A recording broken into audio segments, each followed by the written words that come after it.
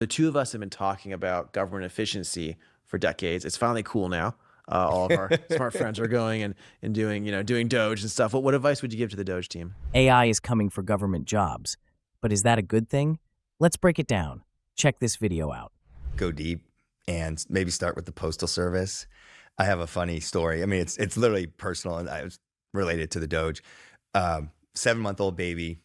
So my first baby was OpenGov, child out of wedlock, and now kind of growing up a little bit. And we took the baby to the post office to get a passport. Mm-hmm. This was like 6 weeks ago. And it's not that easy to take a 5-month-old baby, and there's nap times, and there's a window of 30 minutes where they take walk-ins. And we show up, and the woman behind the counter, we show up at 9:34. Yeah. 9:30 to 10 is the open window, and she says, no more walk-ins.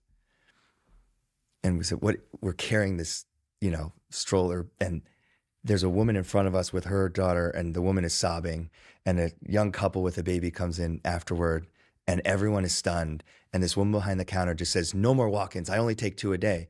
And I said, well, it's 9:34. There's no way you could have processed 2 passports in 4 minutes. Yeah. And people start crying. I mean, this is insane. The woman just didn't want to do it.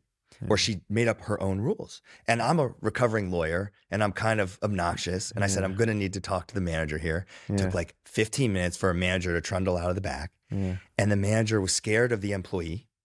Very obvious this is a rogue employee. This was a level of dysfunction that was extraordinary. Yeah, it's crazy. It's totally insane. It's totally insane. This is the United States of America. This is Lombard Street in downtown San Francisco. And one individual gets to ruin the days and weeks or vacations of young families because she made up a policy on her own that is not the post office's policy. And it's gotten so sclerotic that she can't be managed. Yeah. Something is clearly broken here. I've heard, by the way, talked to some of the people involved, and maybe it was you who told me this. Since COVID, federal employees are allowed to work from home or remotely. They have to come in 1 day a month. So many people have moved away to other mountain houses or beach or home with the folks, and they come in the last day of the month and the first day of the next month, and they end up working in the office 2 days in 2 months. Mm-hmm. This story really shows how far behind the public sector can be when it comes to efficiency and service delivery. It's not just about the frustration of this one incident. It speaks to a broader issue about systems that need to evolve with the times. When these systems fail, it's not just inconvenience, it's a missed opportunity to improve and streamline for everyone. Is this true? I've heard about it. I guess we're going to find out more of the details once we get in and map it out. I mean, President Biden's administration is trying to lock it in, so all these people are allowed not to have to come in at all anymore. They're trying to, as they leave, and make all these agreements. But I think we're look. Gonna be able to do things. I think there's a lot of hype. I think there's a lot of excitement. I think what tends to happen, and you've known me for many years now, and I'm often the one, whether it's at the dinner or in a meeting, saying, "Hey, like you actually have to understand how these institutions work." And you have to go deep, and you think it's really simple, and it's not. And you think everyone who works in a government agency is stupid, and they're not. There's actually a lot of smart people. There's a lot of people who care. I do believe that. And so I do, as excited I am to maybe not have the experience we had in the post office last month, I do think this is an undertaking of extraordinary magnitude. And look, it's going to be extremely contentious, including to, go full Twitter style on various government agencies. But there needs to be a level of there needs to be a level of empathy, and there's got to be a level of understanding, or it would seem to me it's not going to be particularly successful. Yep. I would never bet against Elon, given the track record. I think it needs to be extremely bold, but then there also has to be another side of it. You're right, that has some empathy and understanding, and frankly, partnering with the best people in some of these places. That's how I've always succeeded at Palantir, and I think at OpenGov as well. Is you find, but also you find at the government that there are some good people there, and you partner with them, and they pull you in. Like the reason OpenGov gets pulled in is because there's like a really competent person in one of these cities, and they're like, I am competent, and I want to get things done, and we're gonna work with the best 100%. Thing, right? And to me, that's what you need. Is there may be like that annoying lady and a few lazy people, but then there's like a few great people, and let's find them and 100%. Make it work. It's easy to dismiss government agencies, but is it really fair to say the whole system is broken because of a few bad experiences?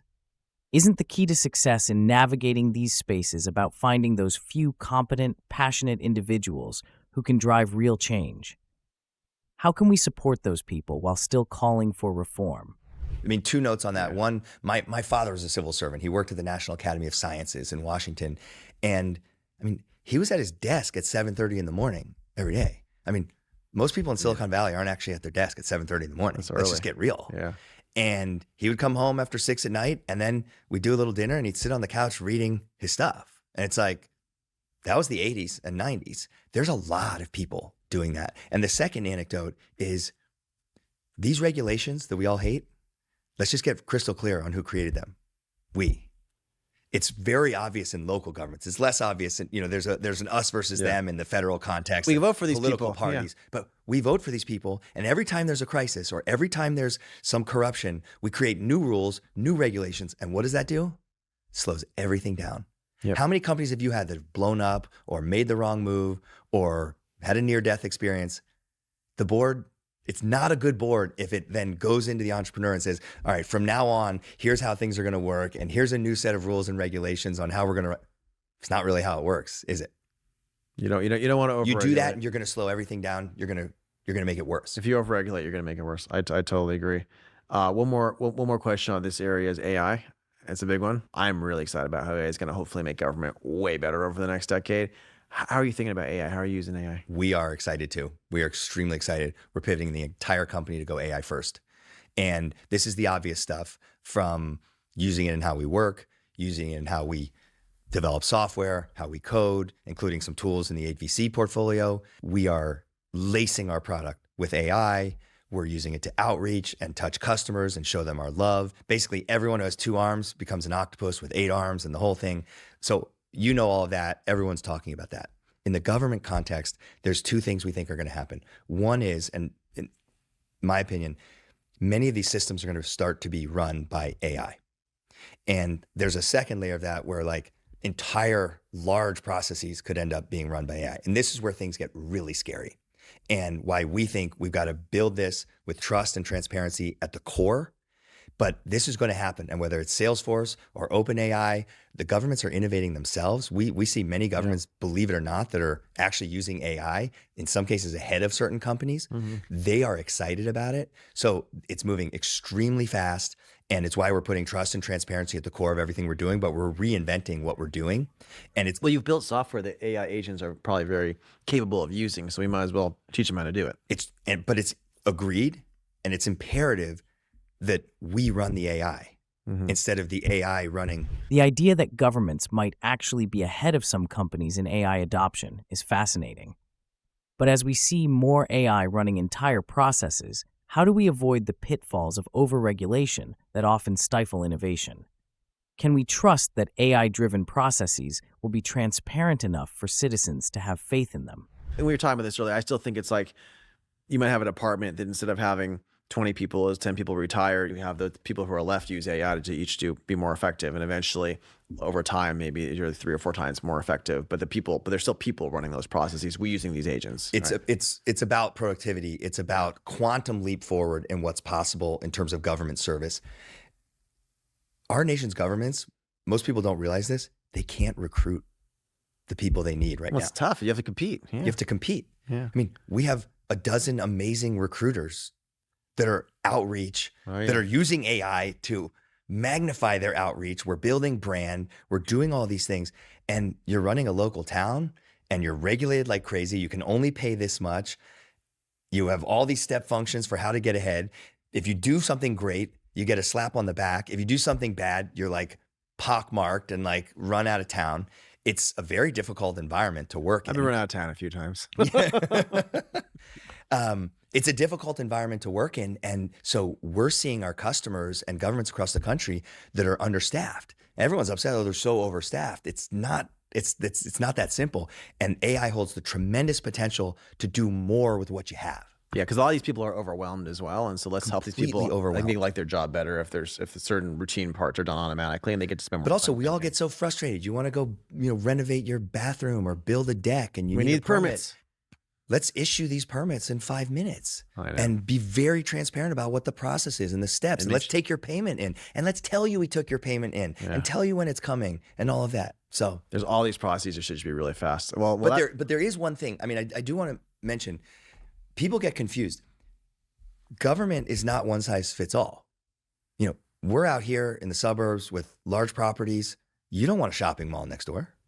We do need zoning. Yeah. You don't want a shopping mall next door. Yeah, that's true. And yet there are towns like Kyle, Texas. I don't even know, that's not very far from here, that is booming. They want the shopping mall. And so the job number one of a government is to elucidate the wants and interests and needs of its community. Yeah. And this is something we started off with that I think we weren't very clear on. We thought there is a little more one size fits all. The tech can be useful, but the way they want to use the tech is very, very different. It's true that AI can drastically improve government service.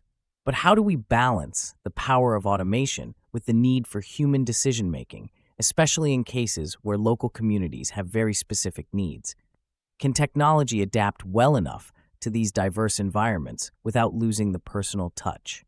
You gotta be really clear what the rules are and how to tailor it and how to bias it in different ways. Give them the ability to do for their residents and citizens what those people want. The people in charge need to be in charge, and then you help them go fast. If it's a horse community in Florida or in California, they don't want massive building and 5-minute permits.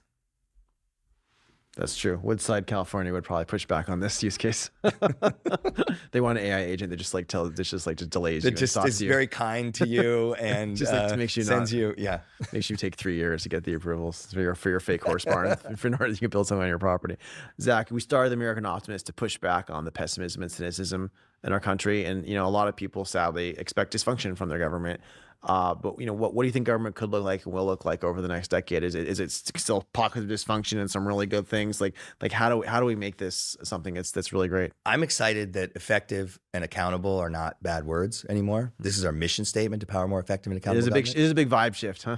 It's a big vibe shift. I'm excited that the word efficient is not, I mean, maybe it is politicized, but it doesn't have to be. Yeah. I want a world where you can hang an American flag in front of your house and it's not a political statement. And I think that we can return to a land where government works for its communities, not just for the people. I want a world where it's a noble calling to go work in government. 80 or 100 years ago, our best and brightest went into government. The McNamaras, the Kennedys, what have you. Like, it was noble to be in government. David Gergen said, the baby boomers wrecked it. Yeah. And we're in a generation now where I think there's like a resurgence of like, wow, government could actually be really valuable and really cool. We got to make it noble. And if we do this right, it can set up our markets and it can help us innovate and it can create a better quality of life. But I'm very bullish on what's happening in terms of the innovation taking place in government, the people that are going into government, what's happening in government. And this is not at the federal level, just to be crystal clear, in case you want to push me on it. Yeah. We only sell to state and local governments. Yeah. Half of our money, half of the taxpayer dollars go to state and local governments, and we never talk about it. The resurgence of interest in improving government is a hopeful sign, especially when there's a focus on making it more effective for local communities. If we can move past the dysfunction and really empower the right people, we could create a system that serves everyone more effectively and efficiently. Yeah, this is a huge part of our country, state and local, that we talk way too much. I work with Cicero obviously on the state, and I'm really passionate about that. And it gets way less play than it should relative to I think all of us have this instinctual thing, like being in a dog pack where you think about the leaders and you're thinking about the leaders in DC, but there's actually leaders in the state, there's leaders locally that matter just as much to our lives in many cases. Well, there's also like a pretty strong dialectic, like the states, and this, you're friends with many governors, they get annoyed with the federal government all the time and have fights, and who do you think you are? This is the state of such and such. Well, the exact same thing happens with the local governments to the state governments. Oh yeah. So, disagreement is definitely American. We have some big ones like that in Texas. Let's end on a fun note, Zach. A few years ago, you biked across the country from San Francisco Bay to Chesapeake Bay. What'd you learn about America? What surprised you? That was a very painful trip. I biked from the San Francisco Bay to the Chesapeake Bay, and we promoted OpenGov and met our customers and did like blog posts. And really know what I was thinking. I thought I'd be able to cycle for 6 hours a day and then run the company for 6 hours at night in like a crappy motel. And this is before Starlink too, so it probably wasn't ideal for well, connectivity. and I was so ignorant. Yeah, I'm on the phone torturing people at the company with, and then the service fails, and I didn't. So the route connects the scenic byways in 9 states across. It was created at the bicentennial of the United States in 1976, and it's absolutely beautiful. But I didn't know the word scenic was code word for hill, and it was so unbelievably hilly, and the cumulative fatigue, my body started swelling with the inflammation. And you told me, you're like, Zach, maybe hop on like an electric bike or exactly. Just get in the sag wagon for a while. Just like hurry up and get back and like work on the company. No one really cares. And I was like, you're correct that no one cares, but I'm very stubborn and we've kind of marketed this and I'd really feel badly if I didn't, finish it, fight it out. It's amazing how local leaders often don't get the attention they deserve. But do we really understand the full extent of how much power they have to influence our daily lives? What happens when they're aligned with innovative ideas and tech solutions? So you're the kind of guy we didn't talk about. You run like 50-mile races and stuff. So you are pretty extreme on this kind of stuff. There's something around, and you're a chess player, and there's something around, I think it was Winston Churchill he took a painting and he said, the ultimate relief from statecraft is not actual relaxation and, sunshine or hanging out on the chaise lounge. It's painting and using the other side of your brain and doing something creative and getting super immersed in kind of a flow state. He didn't use the word flow. You got to engage in complexity. There's something, I think, when you're working so hard on building software and distributing it to state and local governments that I'm going to go run in the woods or cycle all day. You push yourself so to hard to just relieve. kind of clear out the brain. The trip, it's a big country and lots of hills. It's unbelievably diverse. And the most beautiful states might be Utah and Kentucky. Saw lots of roadkill. I almost became roadkill on multiple occasions. And you see how different our states are and the cultures and what we're trying to do in the American project. And so there's lots of cause for optimism, but there's a lot of work to do if we're going to stay unified and we're going to stay focused on American values and Western civilization and market economies and innovation and leading the world. The idea of flow and creativity as relief from the pressures of statecraft is a reminder that even the most intense work requires moments of mental reset. It's these breaks, whether physical or mental, that allow for deeper insights, which are essential for making lasting impacts in both tech and governance. What makes you most optimistic about why are we going to make it work the next I'm going 20 to years? sound like a terrible, I don't know, tech bro or something like that. It's funny because I came from the land of government and, you in many respects taught me a lot about the Silicon Valley ecosystem and got me involved. And I was late in the game. You were making jokes and you were like, Zach, you're like 31. I think you're too old. This is going to work, man. I don't think you should be involved. No. You did. But I'll be honest, the innovation that's going on in America, and it's not just Silicon Valley anymore, makes me very optimistic. Chambers wrote his book, Connecting the Dots, and he went all in. And this is a guy running, one time it was the most valuable company in the world. Yeah. And he does early stage venture and is all in on startups. And occasionally I'll pass him a company. Hey, so-and-so is doing this larger company. They're amazing. He says, it's too large. I want smaller. And it's going on in not just Austin and not just in New York and Seattle, but it's going on all over the country. And this is a chance for rejuvenation and reinvention and so on. And it's not political. It's people who want to just work really hard and create new things and create value. So that gives me hope. And then the fact that the government might be cool again, and not at the federal level, in what OpenGov is doing and the promise we have. Sorry to be a little promotional here, but we sold the company last March. And I told you over lunch today, it's a weird experience. The company's just beginning. It's literally just beginning. You've known me as a nervous wreck for a dozen years. that this thing was going to fail, and it almost failed multiple times. Sounds like being cash flow positive suits you, but I know you have some really good plans too. And that's fair, but I actually think that the potential to do good is just beginning. I love well your energy to build from scratch, the energy to build all over America. That's definitely something to be optimistic about. I think, and competent government is something we all need, and I'd love to see happen. So let's do it, Zach. Isn't it incredible how innovation, once primarily linked to Silicon Valley, is now spreading across the entire United States? From bustling cities like Austin and New York to smaller, unexpected places, the entrepreneurial spirit seems to be alive and well, breathing new life into communities everywhere. But here's the real question. How do we ensure that this wave of change isn't limited to tech hubs, but also extends to places where government, education, and infrastructure can all be transformed for the better? How do we make sure every citizen can benefit from these shifts and innovations?